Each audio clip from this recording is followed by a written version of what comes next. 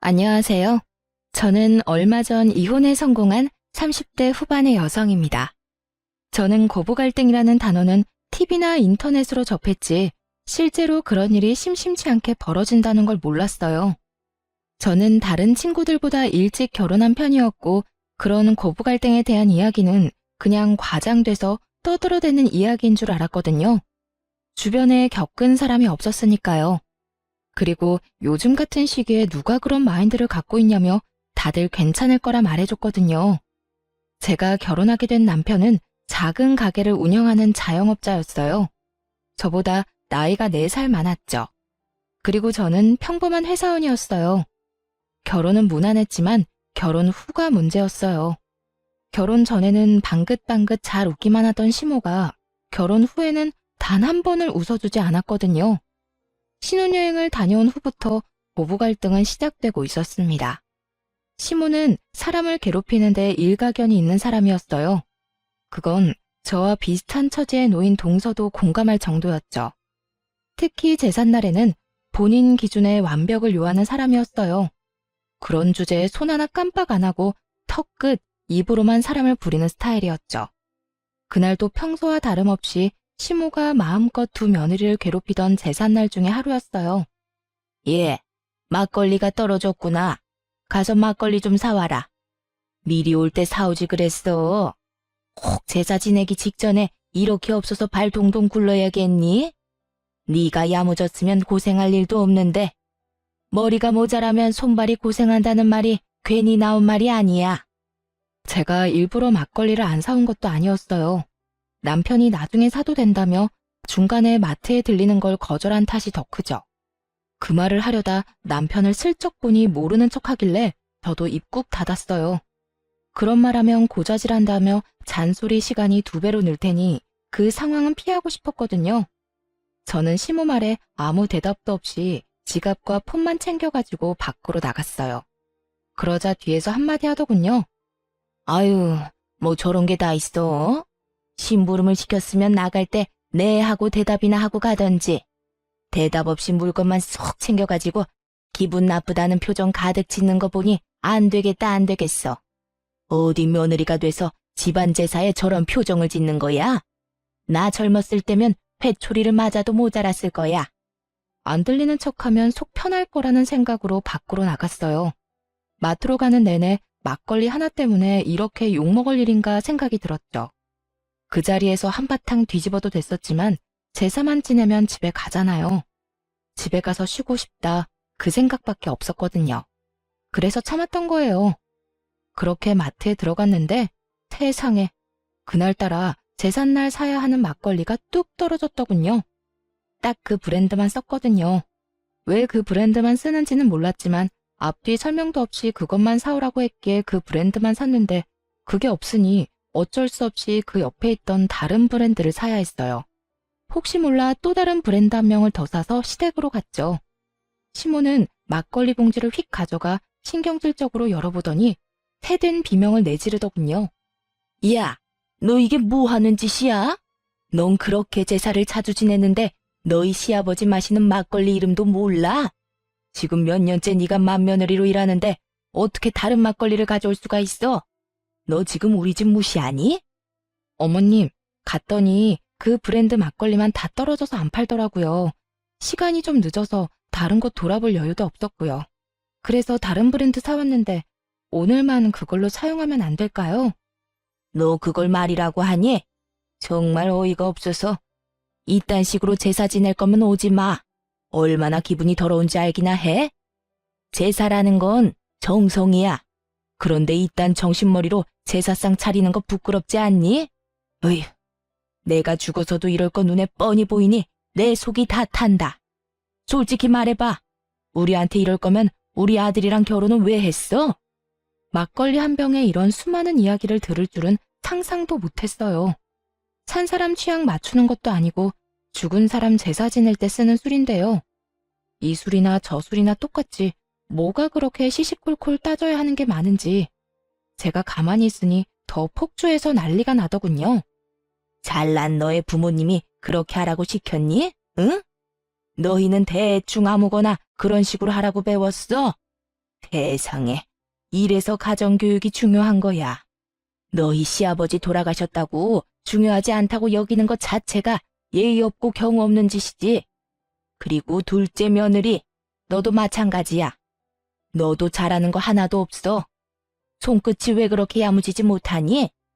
네 집안 사정도 우리가 잘 알고 있다만 그래도 이건 너무하지. 남의 집 재산 망쳐놓고 또 그러겠지. 우리도 우리 집에서는 귀한 딸이에요. 귀한 딸은 웃기고 있네. 그딴 식으로 할 거면 우리 집에서 당장 나가. 나도 이런 식으로 개념 없는 애들이랑 같이 지내고 싶은 생각 요만큼도 없으니까. 아주 말로 사람을 잡더군요. 보자 하고 있으니 사람이 보자기로 보였는지 아주 할 말 안 할 말 입 밖으로 다 꺼내고 있더라고요. 그렇게 시모가 두 며느리를 잡는 동안 두 아들들은 아무것도 들리지 않는 척, 아무것도 보이지 않는 척 거실에 앉아 TV만 보고 있더군요. 부모님 이야기까지 나오니 저도 참을 생각은 없었어요. 그리고 언젠가 한 번은 터뜨려야 될 일이라고 생각했거든요. 사람이 무엇을 시키려면 그것이 왜 중요한지, 왜 그렇게 해야 하는지 정도는 같이 가르쳐주는 게 상식이고, 막걸리 브랜드가 그렇게 중요했다면 그냥 가자는 남편 머리통을 쥐어 박아서라도 다른 마트까지 가서 가게를 탈탈 털어서 그걸 사왔을 거예요. 지 아들놈도 아무렇지도 않게 생각하는 막걸리를 왜 며느리들이 신경 써야 하는 거죠? 어머님, 그게 그렇게 중요한 거였으면 저한테 미리 말씀해 주시지 그러셨어요. 제가 여기 올 때 남편한테 마트 들러달라고 얘기했는데 당장 집 많다고 안 들리더라고요. 나중에 사오면 된다고 그냥 여기로 와버렸거든요. 그리고 그 막걸리가 그렇게 중요한 거면 왜 그 브랜드만 사야 하는지 얘기라도 해줬어야죠. 시아버님에 대한 얘기 다른 거 다 해준 적 없으시면서 저희한테 그렇게 화를 내시면 어떡하죠? 그냥 저희한테는 화풀이 하신 거잖아요. 그렇게 중요한 거면 가족이 챙겨야죠. 저희 같은 남한테 챙기라고 하는 게 아니라, 아니, 생각할수록 웃기네. 막걸리 하나로 이렇게 뒤집어지는데 자식이라고 아들이 둘이나 있는데 아무도 그 막걸리 신경 안 쓰는데요. 어느 집 불효자식이 그래요? 자기 집 일은 자기가 알아서 해야지. 그렇다고 며느리한테 말해준 것도 없으면서 정성이 어떻니, 결혼하니 마니 그런 얘기를 왜 하시냐고요. 뭐라고? 다시 말해봐. 너 지금 그게 시어머니한테 할 말이야? 그럼 어머님이 하신 말은 며느리한테 할 수 있는 말이라고 생각하세요? 아니, 같은 인간한테 할 수 있는 말이라고 생각하시냐고요. 누가 들어도 무시하고 짜증내고 화내고 분풀이인데 그걸 왜 제가 들어야 돼요? 그걸 왜 동서가 듣고 있어요? 그렇게 중요한 제사면 어머님이 혼자 준비하세요. 며느리들 보듬어가며 가르치고 알려줘도 모자랄 판에 자기 원하는 대로 안 했다고 화만 내고 있으니 누가 어머님 장단에 맞춰주겠어요? 안 그래요? 그럴 거면 아들들 데리고 제사 지내어 속 편하시도록. 저는 많이 참는 편이긴 하지만 그렇다고 해야 할 말을 하지 않는 스타일은 아니었어요. 내성적이지는 않았죠. 다만 말을 뱉고 나면 관계를 되돌릴 수 없다는 걸 확실하게 알고 있었기 때문에 정말 관계를 개선하기 위해서 필요한 경우가 아니면 절대로 남에게 아쉬운 소리를 한 적이 없어요. 그런 제가 거의 막말에 가까운 말을 퍼부으며 시모에게 따박따박 말대꾸하는 제 모습을 보고 그들도 놀랐던 것 같아요. 그제야 슬금슬금 남편이 저한테 와서 그러더군요. 여보, 왜 그래? 왜 그렇게 화가 났어? 빨리 엄마한테 사과드려. 그렇게 큰 소리 낼 일 아니잖아. 그냥 죄송하다고 하고 넘어가면 될 일을. 죄송하다고 하고 넘어가면 될 일이라고? 이게? 그래, 당신은 그렇겠지. 그러면 앞으로 당신이 제사 지내, 난 못 지내겠으니까. 입 있으면 말해봐. 내가 막걸리 사자고 했을 때 당신 뭐라 그랬는데? 그래놓고 어머님한테 내가 한 소리 들을 때 옆에 짜져가지고 한마디도 못했지? 그건 뭐야? 나더러 어머니 감정 쓰레기통 해주란 말이잖아. 내가 왜 그런 짓을 해? 그리고 당신도 그러는 거 아니야. 사람 앞에 두고 아닌 건 아니라고 얘기해줘야 되는 거지. 어머님이 나 혼낸다고 그 모든 게 당연한 것이라고 생각하고 그런 식으로 행동하는 거 나 기분 더럽거든? 당분간 제삿날에 나 찾지 마. 들으셨죠, 어머님? 제삿날에 저는 안 올 테니까 찾지 마세요. 사랑하는 두 아들이랑 잘 해보시던가요. 귀하지도 않고 결혼시킬 마음도 없었던 며느리한테 시키지 마시고요. 기분 나쁘게 왜 그래요? 시켜도 기분 더러우면 안 시키는 게 맞지. 그러니까 부르지 마세요. 네? 저는 그렇게 말하고 택시 타고 집에 와버렸어요. 화가 머리끝까지 났죠. 게다가 부모 걸고 넘어지는 건 상식적으로 이해가 안 가잖아요. 그렇게 시모와 싸운 뒤 다음 제삿날이 다가오더군요. 그래서 몰래 동서에게 연락했어요. 동서, 몸은 좀 어때? 많이 안 좋지? 임신 초기에는 원래 많이 힘들잖아. 아, 형님, 그렇지 않아도 저번에 유산 한 번 하고 난 뒤라 걱정이 많아요. 게다가 요새 피비침도 심해서 누워있으면 괜찮은데 움직이기만 하면 몸이 안 좋으니 걱정이네요. 이번 제사는 어떻게 해야 할지. 형님은 진짜 안 오실 거예요? 나 안 가. 그쪽도 며느리 소중한 건 알아야 하지 않겠어? 몸이 너무 안 좋으면 병원 가서 진료 한번 받아봐. 유산한 적 있으면 유산 방지 주사 같은 것도 있을걸? 그리고 이번 제사는 쉬는 게 좋지 않을까? 나도 없는데 그 마귀알몸 잔소리 다 듣고 있으면 진짜 제정신으로는 못 버틸 거야. 몸이 안 좋은데 굳이 더 아프게 할 필요는 없잖아. 서방님한테 잘 말해봐. 알았지? 동서가 알겠다고 하더군요. 그리고 제사 당일에 병원에 다녀온 동서가 시모에게 전화를 한 모양이었어요.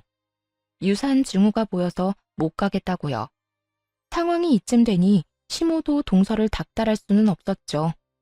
저는 미리 남편에게 통보한 상황이었고요. 나 오늘 제사 안 갈 거야. 약속 있어. 우리 부모님들이랑 식사할 건데 당신은 제사 지내러 가. 뭐? 갑자기 이게 무슨 일이야? 설마 저번에 어머니랑 싸운 것 때문에 그런 거야? 아, 제발 애처럼 굴지 말고. 누가 애처럼 군대? 먼저 애처럼 군 게 누군데? 그리고 나 아직도 화 안 풀렸어. 그건 당신한테도 마찬가지고. 시어머니한테 잔소리 내내 듣는데 안 들리는 척하느라 고생 많았겠어. 그건 내가 나서면 상황이 더 복잡해지니까 그랬지. 그랬어 봐. 어머니가 또 뭐라고 그랬겠어? 그러니까 본인이 잔소리 듣는 건 싫어서 마누라 잔소리 듣게 만들었다는 거잖아. 그런 소리가 아니잖아. 나한테는 그 말이거든? 어쨌든 안 나가니까 둘이 알아서 해. 왜 둘이야? 동서도 못 간대. 유산방지 주사 맞고 병원 입원한대 당분간. 그러면 당신이라도 가야지. 안 간다는 말 못 들었어? 당신이야말로 나한테 이러는 거 아니지. 내가 무슨 소리까지 들었는지 진짜로 못 들은 척하는 거야? 우리 부모님 이야기까지 나왔거든? 아무리 그래도 정도가 있지. 내가 당신한테 우리 집에 못한다고 뭐라 한 적이라도 있어? 주는 대로 받는 법이야. 결국 저는 저희 친정에 식사를 하러 갔고 시댁 제사는 남편과 남편의 동생이 치르게 됐죠. 시모가 열받아서 저한테 전화를 하더군요. 연락 다 거절했어요. 이 좋은 날에 귀 더러워지게 왜 그 사람 전화를 받아요? 그럴 필요 없잖아요. 그렇게 기분 좋게 식사하고 집에 돌아왔는데 남편 놈이 늦게 들어오며 저한테 화를 내는 거예요. 너 너무한 거 아니야? 엄마 연락은 왜 다 무시했어? 그럼 전화 받아서 좋은 말 하실 거였어? 분명히 화낼 텐데 내가 왜 그 소리 또 들어야 하는데? 우리 부모님 계신 곳에서 내가 스피커폰으로 시어머니한테 욕 듣고 있었으면 당신 기분이 어땠겠어? 야, 그 말이 아니잖아. 그냥 좀 달래주고. 뭘 어떻게 달래주고 얼러줘. 그건 당신 일 아니야? 당신 어머니잖아. 그리고 막말로 이 씨네 집 제사를 생판 남이었던 우리가 지내주는데 시어머니가 저런 식으로 나오면 당신이 중간에서 막기라도 해야 하는 거 아니야? 그때는 가만히 있다가 자기 발등에 불 떨어지니 이제 와서 나한테 해결하라고? 그래도 이렇게 안 올 게 아니라 와서 뭐라도 하면서 나한테 협조를 구했으면 어머님이 뭐라 했는지 기억도 안 나? 이럴 거면 필요 없다고 했잖아. 며느리고 뭐고. 그럼 내가 갈 필요가 뭐 있어? 장성한 아들이 둘인데. 오늘도 잘했으니까 다음에도 둘이서 잘하면 되겠네. 다음에도 제사 음식 만들 생각하니 뒷골이 땡긴 모양인지 남편이 저한테 그러더군요. 무조건 내가 막아줄게. 그러니까 제삿날은 빼지 마. 응? 내가 무조건 어머니가 그런 말 못하도록 막을게. 남편의 시도가 잘 먹혔는지 시댁에 가서 시모가 나쁜 말이라도 할라치면 두 남편들이 적극적으로 시모를 말렸어요. 대놓고 아내를 편드는 건 아니었지만 그래도 신용이라도 하는 건 마음에 들었죠. 그리고 그런 분위기가 지속되니 시모도 분위기 보고는 서서히 잠잠해지더군요. 아들들이 잡혀 산다는 걸 눈치를 챈 모양이더라고요. 그렇게 시모와의 일이 어느 정도 마무리가 됐어요. 이제는 좀 편할 줄 알았던 제 앞날에 다시 먹구름이 낀 건 그로부터 2년 정도 지났을 때였어요. 그 전까지는 시모와 부딪힐 일 자체가 없어서 괜찮았는데 이번에는 남편에게 문제가 생긴 거예요. 여보, 이번 달 생활비가 안 들어왔는데 혹시 좀 더 기다려야 해? 어? 생활비. 요새 가게가 힘들어서 당분간만 당신 돈으로 생활비 해결 좀 해주면 안 될까? 가게 일 풀리면 다 갚을 테니까. 혹시 가게 많이 안 좋아? 무슨 문제라도 있는 거야? 그런 거 아니야. 요즘 가게 운영하는데 돈이 좀 많이 들어. 고장나는 기계도 많고 갑자기 목돈도 좀 나갔고. 매출은 그만큼 안 되는데 계속 돈만 나가니까 빚을 좀 졌어. 당신한테 말도 없이 미안해. 괜찮아. 가게 일이잖아. 당분간 생활비 걱정은 하지 마. 내가 내 월급으로 알아서 해결할 테니까. 너무 걱정하지 말고 가게나 잘 돌봐. 빨리 정상으로 돌아와야 안정되지.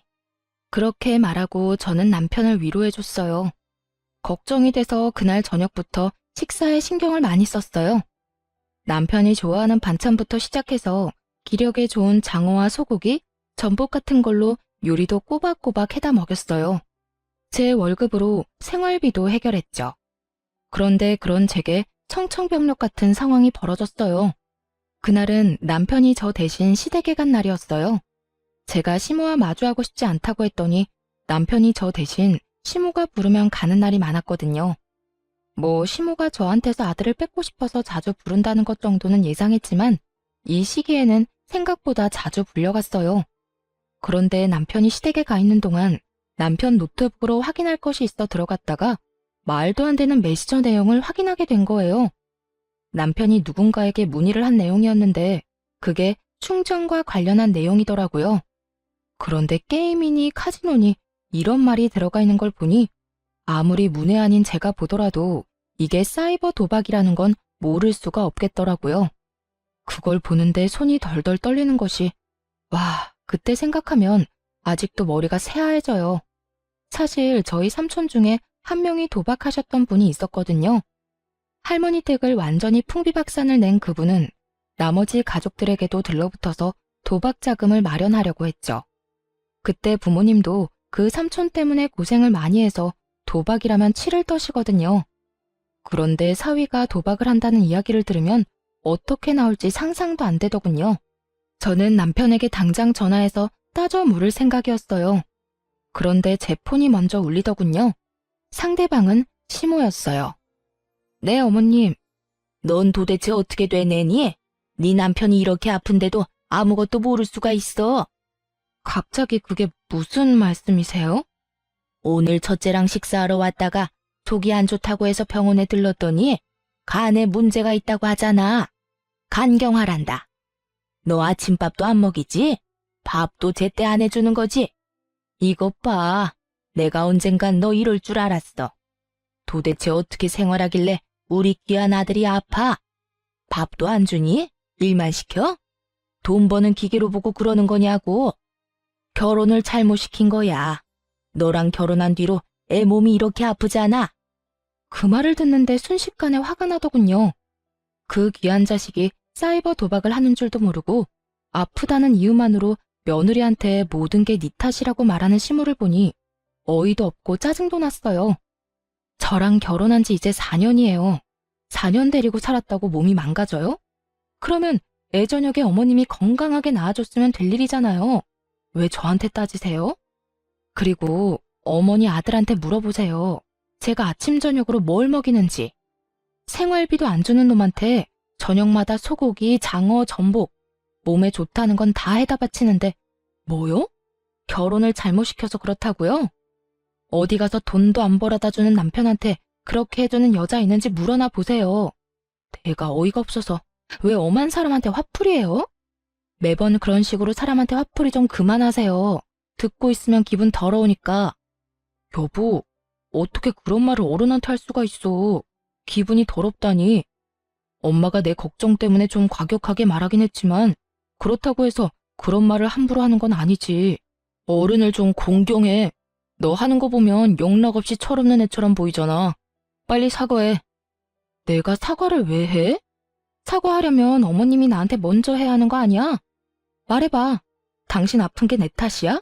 내 탓이냐고. 내가 식사 굶긴 적이 하루라도 있어? 내가 당신 건강 하루라도 안 챙긴 적이 있냐고. 내 몸 챙길 때마다 당신 몸도 꼬박꼬박 챙겼어.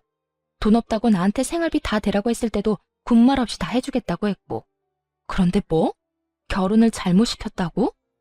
내가 병을 키웠다는 말인데 그게 맞는 말이냐고. 그래, 네가 내 건강 안 챙긴 적 없고 내 말 다 들어준 것도 맞아.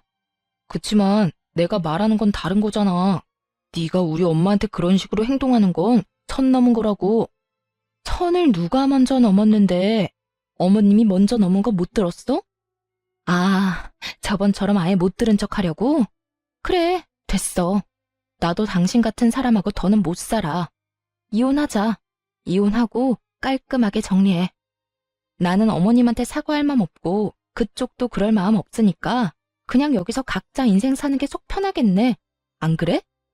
야, 갑자기 무슨 이혼이야. 너 도대체 무슨 생각이야? 미쳤어? 이딴 일로 무슨 이혼 이야기를 꺼내? 아니, 해. 네가 뭘 잘못한 게 있다고 저 망할 년한테 잡혀 살아? 이 엄마가 너 도와줄 테니까 전연이 하자는 대로 해. 이혼한다 하면 누가 무서워할 줄 알아?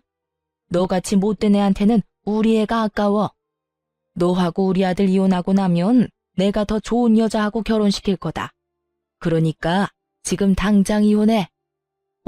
어머니, 안 돼요.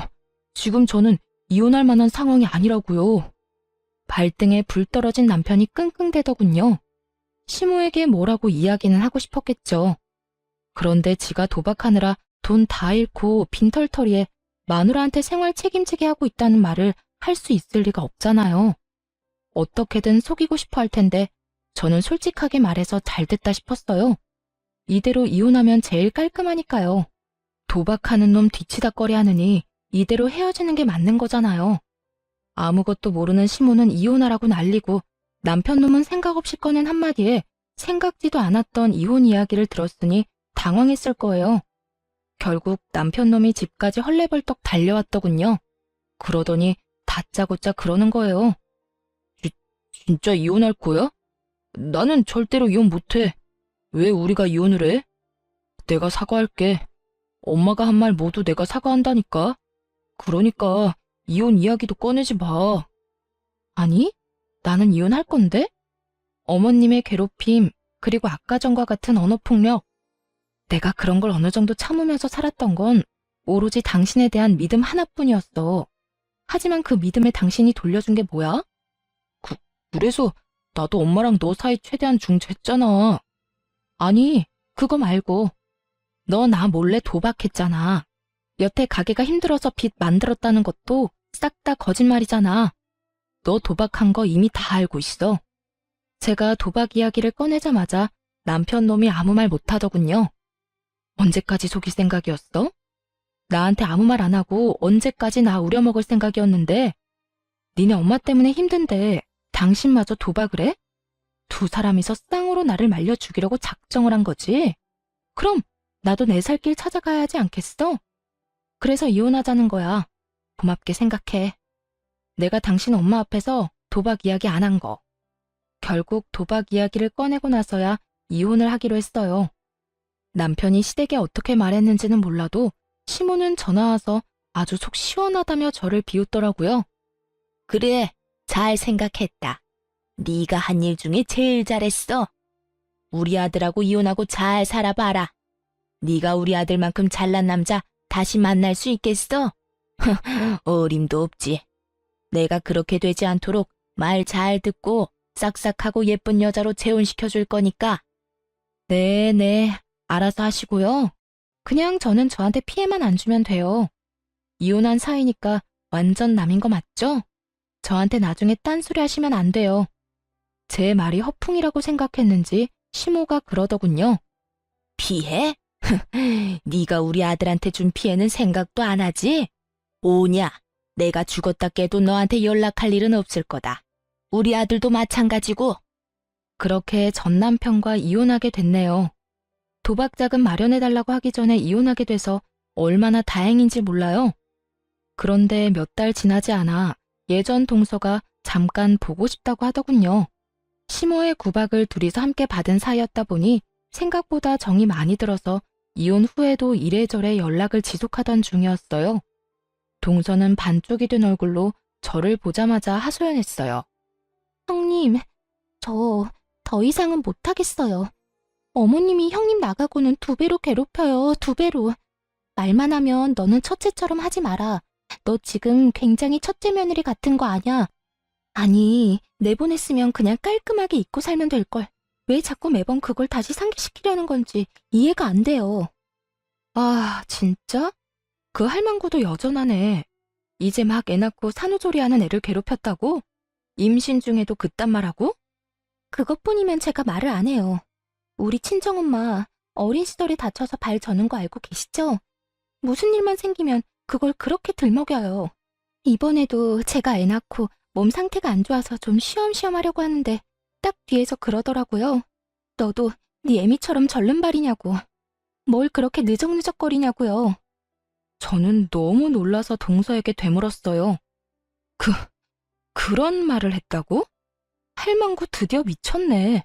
아니, 어떻게 말을 해도 그렇게 사람 신경 건드리는 말만 골라서 해? 부모 건드리는 건 예의가 아니지. 그렇다고 자기가 자식들을 그렇게 잘 키운 것도 아니고. 봐봐, 전 남편이나 도련님도 힘든 일을 도와주기를 해. 이런 일이 있을 때 막아주기를 해. 아이고, 동서만 불쌍하게 됐네. 그래서 그런데 제가 이혼 상담이라는 걸 좀 받아보고 싶거든요. 실제로 할 거라는 말은 아니고 상담해보고 저한테 유리하면 이혼을 하는 게 맞지 않을까 해서요. 이런 식으로 애 데리고 못 살아요. 나중에 애가 커서 어머님이 하시는 거 보고 배우기라도 하면 진짜 세상이 무너질 것 같거든요. 그냥 저를 찾아온 게 아니더군요. 아무래도 제가 이혼하고 난 뒤로 워낙 시모가 많이 괴롭힌 것도 있지만 시동생이 동서를 도와주지 않아서 그런 것 같았어요. 그래서 제가 동서에게 명함을 하나 건넸죠. 나 이혼할 때 봐준 변호사 사무소야. 이혼 전문이라 최대한 동서한테 도움되도록 도와줄 거고. 근데 이렇게 시모 괴롭힘으로 이혼하는 거면 그 증거도 갖고 있어야 하거든?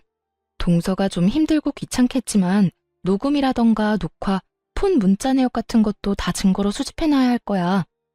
고마워요, 형님. 정말 그 집구석 인간들한테 본때를 보여주려고요. 불쌍한 우리 친정엄마를 걸고 넘어졌을 때 이미 선 넘었거든요. 그렇게 동서도 이혼을 준비하더니 곧 시댁에 통보가 갔더군요. 둘째 며느리의 이혼 이야기까지 나오자 그제야 발등에 불이 떨어진 걸 실감했는지 시모가 저 이혼할 때와는 다른 행동을 하기 시작했어요. 동서에게 가서 붙잡았다고 하더군요. 이혼 안 하면 안 되겠냐고요. 저한테 뭐라고 했는 줄 알아요? 글쎄, 자기가 치매에 걸렸던 것 같다면서 설마 자기가 나한테 이런 말을 했겠냐며 시치미를 뚝 떼더라고요. 치매는 무슨... 제삿날을 하루도 안 빼먹고 기억하는 양반이 치매 걸렸다고 우기는데 진짜 어이가 없더라고요.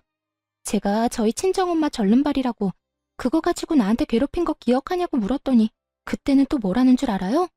그런 이야기가 아니었대요. 아픈 부모님도 있는데 네가 더 잘해야 되지 않겠냐는 의도로 말한 거라고 하는데 형님 말대로 통화 녹음 내역 안 가지고 있었으면 빼도 박도 못하고 소송 질 뻔했어요. 진짜 그런 식으로 말했어? 나쁘네, 진짜 나빠. 그래도 이혼했으니 다행이야. 이제 어떡하기로 했어? 저는 친정으로 내려가려고요. 엄마가 발을 절기는 하지만 그 외에는 다 성하고 도리어 엄마가 애 보고 싶으니 친정에서 살라고 하더라고요. 봐서 위조로 받은 돈이랑 재산 분할 받은 거 좀 더 보태서 부모님이랑 같이 살 수 있도록 좀 더 큰 집으로 이사 가려고요. 그래, 잘 생각했네. 동선에도 반반이지? 우리도 반반 내고 아파트 샀거든. 그럼 동서 전 남편도 이제 시댁에 들어가는 건가? 우리는 아파트 팔고 돈 나눴거든. 뭐 그럴 것 같더라고요. 차라리 잘 됐어. 그렇게 아들 노래를 부르더니 그렇게 좋아하는 아들 둘이랑 다시 셋이서 알콩달콩 잘 살게 됐으니까요. 그분 원하시는 대로 된 거네요. 저와 이혼한 전 남편도 재산 분할 후에는 빚만 남아있는 상태라 결국 시댁으로 들어갔거든요. 그리고 이번에 또 시동생이 추가된다니 얼마나 웃긴 상황인지 말 안 해도 알 수 있었죠. 이제부터 시모는 두 아들을 건사해야 하는 상황이 온 거예요. 며느리가 없으니 식모처럼 두 아들 밥을 챙겨야 했고 매일 청소까지 해야 했죠. 그 소식을 듣는데 어찌나 고소하던지 매번 며느리 하는 거 없다며 말로만 난리치던 시모가 이제는 그 며느리들이 하던 거 고스란히 하고 있었으니 그것도 하루 이틀이죠. 70이 다 돼가는 노인이 안 힘들 수가 없잖아요. 결국 자기 생각이 틀렸다는 걸 몸이 힘들고 나서야 인정한 시모가 동서에게 연락한 모양이었어요. 동서한테 얼토당토 않은 말을 했다더군요. 용서해줄 테니 돌아오라고요. 자기가 뭘 용서를 해준다는 말인지. 사람 괴롭혀놓고 도리어 자기가 용서해준다는 말을 하는 시모를 보며 아직도 제정신 못 차렸네 싶었어요. 그런데 동서가 저한테 시모가 연락 왔었다는 말을 한 뒤에 얼마 지나지 않아 시모가 저에게도 연락을 했더라고요. 저는 아예 연락을 받지 않았어요. 마지막에 저한테 연락하지 말라고 했을 때 죽었다 깨어나도 연락할 일 없다며 큰 소리 뻥뻥 친 게 시모였잖아요. 그래서 저는 시모 연락 자체를 받지 않았죠. 그리고 문자 남겼어요. 전화하지 마시라고 할 말 없다고 말이죠. 아주 칼같이 끊어냈더니 더 이상은 아무런 연락이 없었어요. 결국 체념했는지 다 큰 두 아들 뒤치다거리나 하며 살고 있다고 들었어요. 그래도 도박쟁이 첫째 아들이 제정신은 차렸나 보다 싶었던 그때 드디어 폭탄이 시댁으로 날아갔더라고요. 저도 폭탄이 시댁에 떨어진 줄은 몰랐는데 다짜고짜 시모가 찾아오게 되면서 알게 됐어요. 야, 네가 우리 아들 돈 가로챘지? 우리 아들한테 돈 빌리라고 해놓고 빚 만들었잖아. 이 나쁜 년, 당장 안 나와? 현관문을 두드리며 문 앞에서 난리를 피우는 시모를 보며 아, 드디어 그 문제를 시모가 알았구나 싶었어요. 그런데 이번에도 또 제 탓을 하더군요. 이혼한 지 1년이 다 되어 가는데 말이죠. 저도 열받아서 문을 확 열었어요. 문 앞에 기대서 문을 두드리던 시모 몸이 뒤로 확 밀렸죠. 야! 죽일년? 네가 그랬지? 우리 아들한테 무슨 짓 했어? 이혼하기 전에 돈 다 빼먹고 애한테 빚만 남겨? 오냐? 이런 식으로 나오겠다 이거지? 왜 아무 상관없는 나한테 와서 이 난리예요? 연락 안 한다고 하지 않았어요? 무슨 일로 여기까지 와서 행패냐고요. 무슨 일? 네가 우리 아들 빚 만들어내놓고 이혼했잖아. 지금 집으로 독촉장이 몇 개가 날아오는 줄 알아? 우리 아들이 그런 짓을 할 리가 없지. 이게 다 네가 살림을 제대로 못해서 이런 거 아니냐. 그래서 아드님한테는 물어보셨어요? 딱 봐도 아들한테 말 안 하고 나한테 먼저 온 거네.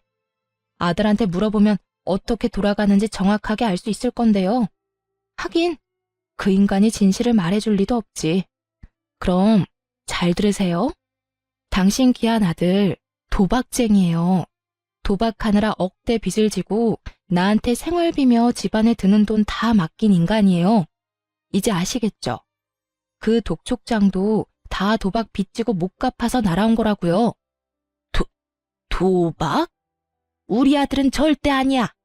집에서 한 발짝도 밖으로 안 나가는데 무슨 도박이야? 네가 우리 아들한테 덮어 씌우려는가 본데? 요즘에 누가 도박을 밖에 나가서 해요. 사이버 도박이라고 인터넷으로 하는 거 있어요. 궁금하시면 주변 사람 도움받아서 알아보시던가요. 여하튼 저한테는 아무 문제 없어요. 저는 그 사람 빚지기 시작할 때 이미 이혼한 상태고 도박 빚에 대해서는 갚아줘야 할 의무도 없고요. 이제 그 사람 가족은 제가 아니라 그쪽이잖아요? 제 말에 시모 얼굴이 하얗게 질리더군요. 설마 하는 표정이었어요. 이렇게 친히 가르쳐주는데도 못 믿는 걸 보니 귀한 아들 사랑이 참 대단해 보였죠. 아니다. 아니야, 그럴 리가 없어. 네가 나를 속이는 거야. 우리 아들이 도박 같은 거 할 리가 없잖아. 네 탓이야. 이건 다 네 탓이라고. 그게 아니면 말이 안 되잖아. 성실하고 착한 우리 첫째가 왜 그런 짓을... 아, 네가 끌어들였지? 네가 우리 아들한테 도박하라고 시켰지? 미쳤어요? 우리 집은 도박이라고 하면 학을 뗄 정도로 싫어해요. 이번 이혼할 때 사실 그 사람 도박인 거 알고 있었거든요? 그거 알고 저희 친정에서 빨리 인연 끊으라고 할 정도로 싫어하세요. 뭘 알고 말해야지. 아니야. 그럴 리 없어. 우리 아들이 그럴 리가 없어. 니년이 그랬잖아. 시모는 그저 저만 탓하는 기계처럼 그렇게 제욕만 하더군요.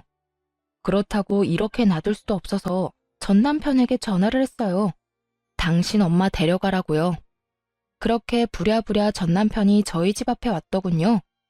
저를 탓하기만 하던 시모가 자기 아들을 보고는 급히 묻더군요. 너 도박하냐? 진짜로? 이 엄마한테 숨기고 도박한 거야? 어이 참, 그런 건 왜 물어보세요? 남의 집 앞에서 이러지 말고 빨리 집에나 가요. 어서 일어나요, 어서. 애미가 묻잖아. 너 도박하냐고? 진짜야? 시모가 추궁하자 더 이상 아무 말도 못하고 시모를 끌어내려고 애만 쓰는 자기 아들을 보더니 시모 얼굴이 벌겋게 달아오르더군요. 이 정신 나간 놈이 도박을 해? 내가 널 그렇게 키웠어? 그게 얼마나 무서운 병인지 알고나 하는 거야? 너 그거 손모가지를 끊어도 못 끊는 게 도박이야. 그걸로 지금 빚을 억이 넘도록 지고 망할 것 같으니라고 네가 그러고도 엄마 집에 기어들어와? 양심이라는 게 있는 놈이야? 시모가 눈 돌아가니 정말 무섭더군요. 아들을 향해 삿대질을 하며 욕을 하는데 보고 있던 저까지 놀랄 정도였다니까요. 그렇게 감싸고 돌며 우리 아들 하더니 아들이 도박을 한다는 사실을 알자마자 그런 모습은 온데간데 없고 아주 원수 보듯이 하더군요. 너 같은 놈 자식으로 키운 적 없다. 나가. 당장 내 집에서 나가. 너 이혼하고 우리 집에 들어온 것도 그 도박빚 때문이지? 우리 집에 있으면서 패기치지 말고 오늘 당장 짐 싸서 나가라. 난 너랑 한 집에 있기 싫어. 그러니 좋은 말 할 때 나가. 와, 어머니, 어떻게 그러실 수 있어요? 제가 와이프랑 이혼하게 된 것도 따지고 보면 어머니가 그렇게 만드는 바람에 이혼하게 된 거잖아요.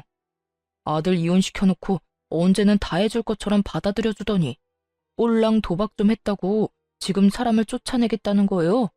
난 못 나가요. 못 나가니까 엄마가 알아서 해요. 그러니까 왜 와이프 속을 긁어서 이혼을 하게 만들어요? 나 이혼할 생각 없었다니까. 이혼 안 하고 와이프가 내 빚 갚아줬으면 모든 게 다 그대로 해결될 일인데 엄마 때문에 다 망친 거잖아요. 나 그럴 생각으로 이혼 안 하려고 했는데 엄마가 계속 와이프 속 긁었고 엄마 아니었으면 지금쯤 와이프가 내 빚 다 갚아주고도 남았을 거라고. 얼빠진 소리하고 있네. 야, 내가 왜 네 빚을 갚아줘? 가게에서 사업하다가 생긴 빚이면 몰라. 근데 도박하다가 빚인 거잖아. 그걸 내가 왜 갚아주냐고. 나는 그런 거 갚아줄 생각 눈꼽만큼도 없으니까 두 분이서 알아서 하시고요. 일단 저희 집에서 나가세요. 왜 남의 집 문 앞에서 난린데? 나는 이미 상관없는 사람이니까 그런 이야기는 우리 집 앞에서 말고 다른 데서 하세요. 월! 월! 두 사람을 내쫓는 제 모습에 얼빠진 표정을 짓던 두 모자는 지금 상황이 모욕적이고 짜증나는지 서로 아주 피 터지게 싸우더라고요. 남편을 향한 시모의 반발은 생각보다 엄청났고 남편 또한 그런 시모에 대한 배신감이 생각보다 깊었나 봐요. 둘이서 욕을 주고받는데 듣고 있는 것도 힘들 정도였어요. 이 미친놈 좀 보게. 네가 사람이야? 네가 사람 새끼냐고. 자식이 돼가지고 부모 부양할 생각은 안 하고 부모 가진 거 뜯어먹을 생각이나 해? 어림도 없지. 내 노후자금 너한테 뜯기느니 내가 너를 버리고 만다. 그리고 이혼하란다고 하는 건 무슨 바보짓이야? 네가 싫었으면 끝까지 버텼으면 될 거 아니야. 너도 좋다고 이혼해놓고 이제와 내 탓을 해? 에라이 천하에 몹쓸 것. 몰라요. 모르겠으니까 엄마가 내 빚 다 갚아줘요. 어차피 내 주소도 엄마네 집 앞으로 돼 있어서 엄마 집도 차 앞 들어갈 거예요. 그러니까 집 잃기 싫으면 그냥 얌전히 내 돈이나 갚아달라고요. 적반하장이라는 말이 참 잘 어울리더군요. 게다가 이혼하고 나니 뻔뻔함도 늘었고요. 이혼하고 나서 저런 모습을 알게 돼서 정말 안도의 한숨을 내쉬었어요. 그리고 그 뻔뻔함의 수치만큼 시모의 혈압도 덩달아 올라갔죠. 이놈이 이러고도 지금 돈 갚아달라는 말이 나와? 야, 네가 망친 놈 다시 데려가. 나는 이딴 놈 자식이라고 인정 못한다. 다 알면서도 이혼한 네가 제일 나빠. 얼른 이놈 다시 데리고 가. 결국 시모는 이번에도 또 제 탓을 하더군요. 제가 도박하라고 들이민 것도 아니고 제가 도박을 하면서 물들인 것도 아닌데 말이죠. 무조건 아들 못난 점은 며느리가 잘못한 거, 아들 잘난 점은 자기가 잘한 거. 이런 식으로 생각하고 있는 시모를 보니 딱하기 그지없더라고요. 이미 반품한 지 오래됐는데 이제와 다시 가져가라니. 공짜로 준대도 다시 안 받을 건데 말이죠. 저한테 아들 돌려달라고 난리치신 게 어머님이세요. 이제 와서 데려가라 한들 원래부터 어머님 거였는데요. 그렇게 애지중지하던 착하고 대단한 아들 데려가서 예쁘고 착하고 뭐라더라? 아, 완벽한 여자 만나서 재혼시켜준다고 하셨죠? 꼭 그렇게 하세요. 저는 한번 당해봤으니 다른 사람한테 기회 드릴게요. 혹시 모르죠? 재산 다 잃고 도박 빚만 산더미라도 좋아해줄 여자 어디 있을지. 뭐 정상적인 사람이라면 도박에 돛자만 들어도 도망가겠지만 그렇게 귀한 아드님이잖아요. 어머님처럼 맹목적으로 사랑해줄 사람 있을지도 모르죠. 한껏 빈정거리는 제 말을 듣고 시모는 그 자리에 힘없이 주저앉더니 아주 아파트 떠나가라 곡소리를 내더군요. 아이고, 아이고, 내가 말년에 복이 없어서 이렇지. 어디서 여우 같은 며느리 떼어냈더니 자식놈이 사고를 치네. 아이고, 내 팔자야. 이제 어쩌면 좋아. 한이 가득 담긴 목소리만 들으면 진짜 억울한 사람처럼 보이더군요. 지금 이 상황이 모두 자기가 만든 결과인데도 말이죠. 며느리인 저를 괴롭히지만 않았어도 저 빚더미 골칫거리를 떠안게 될 일은 없었을 테니까요. 만약 조금이라도 이혼하는 게 늦어졌다면 전 남편의 짜증나는 생각대로 됐을 가능성이 높았겠죠. 제가 남편 빚을 갚아주는 상황이요. 뭐 제자리로 돌아왔으니 저는 이제 이 집구석이랑은 관련 없는 사람이지만요. 아, 좀 그만하고 일어나요. 언제까지 여기서 창피하게 이러고 있을 건데요. 빨리 일어서요. 자신을 일으켜 세우는 아들놈의 손을 탁 내친 시모가 자기 아들을 잡아먹을 것 같은 눈을 하고 자리에서 일어나 엉덩이를 툭툭 털며 경고를 날리더군요. 똑바로 들어. 나는 절대로 도박하는 놈 집에 못 들여놔. 빚 갚기 전까지 우리 집에 들어올 생각도 하지 마. 알아들었어? 그러더니 시모 혼자 뒤뚱뒤뚱 걸어가더군요. 전 남편은 아무 말도 못한 채 그저 시모 뒷공무니만 쫓고 있고요. 빚진 거마저 제 탓이라며 우리 집에 와서 온갖 분란만 만들어 놓고 돌아갈 때 사과 한마디도 없는 둘을 보니 참 똑같구나 싶었어요. 얼마나 제 탓이 하고 싶겠어요? 근데 정작 제 잘못이라고는 없으니 뱉어낼 말도 없는 거겠죠. 그렇게 돌아간 두 사람의 앞에 기다리고 있던 건 슬픈 고난의 길뿐이었더라고요. 전 남편이 뭐라고 시모를 설득했는지 모르겠지만 결국 시댁집을 팔았다더군요. 그리고 월세로 이사를 갔더군요. 시댁집 판 돈으로 도박 빚을 갚으려는데 그걸 전 남편이 홀라당 다시 도박에 날려버렸다네요. 그거 알고 시모가 전 남편을 두들겨 패면서 욕을 한 바가지를 했답니다. 그게 어떤 돈인데 그걸 또 도박에 쓰냐고. 그러게 왜 남편한테 그 돈을 쥐어줬는지 알다가도 모를 일이죠. 동서한테 들은 이야기인데 전 남편 동생도 자기 형이 도박한다는 걸 알고는 아무도 모르게 시댁에서 짐 빼서 나가버렸다고 하더라고요. 자기한테 도박빚 갚아달라고 할까봐 미리 손절한 게 틀림없어 보였어요. 결국 전 남편의 도박 여파는 시모에게 모두 떠넘겨졌고 시모는 모아두었던 짜투리 노후 재산마저 모조리 털릴 위기에 처하자 월세방 내놓고 본인 동생 집으로 피신했다고 하더군요. 그 뒤에 일어난 일은 뻔하죠. 돈 못 갚은 전 남편은 개인회생과 파산을 신청했다는데 결국 파산은 법적으로 도박빚은 안 된다고 하고 개인회생은 원금을 모두 탕감하는 조건으로 회생 신청이 된다고 했대요. 이거 믿고 빚을 그만큼 진 것 같은데 결국은 모조리 갚아야 한다는 말을 듣고 절망한 건지 뭔지는 모르겠지만 뺀질나게 시모 찾아갔다고 하더군요. 그런데 시모는 그렇게 귀하다며 아끼던 아들을 2번 다시 만나주지 않았다고 하고요. 자기는 도박하는 자식 낳은 적도 없고 그런 자식은 자기 아들이 아니라며 시모 본인 동생에게 이야기했대요. 그러면서 이대로 요양원 들어가서 죽을 때까지 거기 있는 게 낫겠다는 말까지 했다니 얼마나 자기 자식이 꼴도 보기 싫었으면 그런 말까지 했겠나 싶더라고요. 진짜 고부 갈등으로 이혼한 게 천만다행이라는 생각이 들 정도로 시댁의 몰락은 처참했어요. 시모는 모르겠지만 시모의 괴롭힘 덕분에 전 남편과 빠르게 손절할 수 있었던 저는 솔직히 하늘이 도왔다고 생각하거든요. 사연 글을 쓰고 있는 동안에도 그때의 일을 떠올리면 다행이라는 생각이 들 정도죠. 당시에는 괴로운 일이었지만 지금은 아무렇지 않으니 함께 즐겨주셨으면 좋겠어요. 지금까지 제 사연 들어주셔서 감사합니다.